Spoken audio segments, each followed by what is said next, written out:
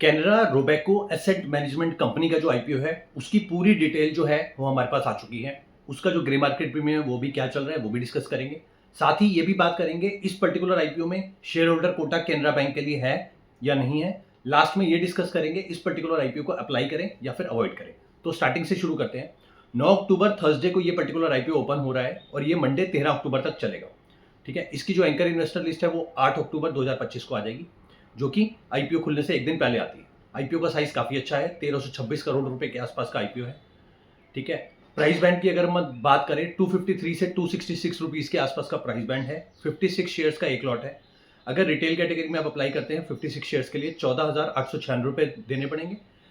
Small HNI में 784 shares के लिए 2,08,544 देने पड़ेंगे और बिग एचएनआई कैटेगरी में 3808 शेयर्स के लिए 10,12,928 रुपये देने पड़ेंगे।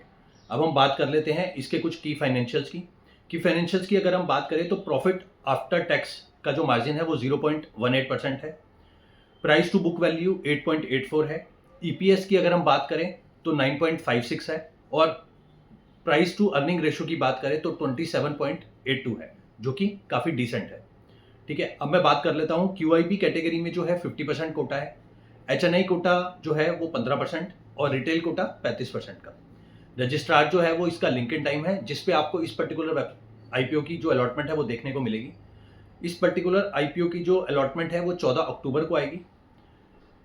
15 अक्टूबर को या तो आपका फंड अनब्लॉक हो जाएगा या फिर शेयर्स आपके क्रेडिट हो जाएंगे आपके डीमेट अकाउंट में, और 16 अक्टूबर को इस पर्टिकुलर आईपीओ की लिस्टिंग है। बीएससी और एनएससी पे इस पर्टिकुलर आईपीओ की लिस्टिंग होगी। अब बात कर लेते हैं 266 रुपीज़ के प्राइस के अगेंस्ट में 35 रुपये का ग्रे मार्केट प्रीमियम चल रहा है, जो कि लगभग 13.5% के आसपास है। तो काफ़ी अच्छा है, इसका आईपीओ का साइज भी काफ़ी अच्छा है। तो इसके अंदर जो है अलॉटमेंट के चांसेस भी कंपैरेटिवली हायर ही होंगे, क्योंकि आईपीओ का साइज 1000 करोड़ से ऊपर का है। अब बात कर लेते हैं इसके अंदर जो केनरा बैंक का आईपीओ, केनरा बैंक के शेयर्स का जो शेयर होल्डर कोटा की बात हो रही थी, तो इस पर्टिकुलर आईपीओ में शेयर होल्डर कोटा नहीं है।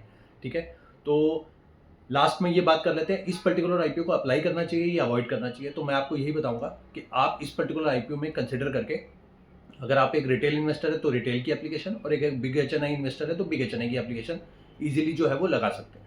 Thank you.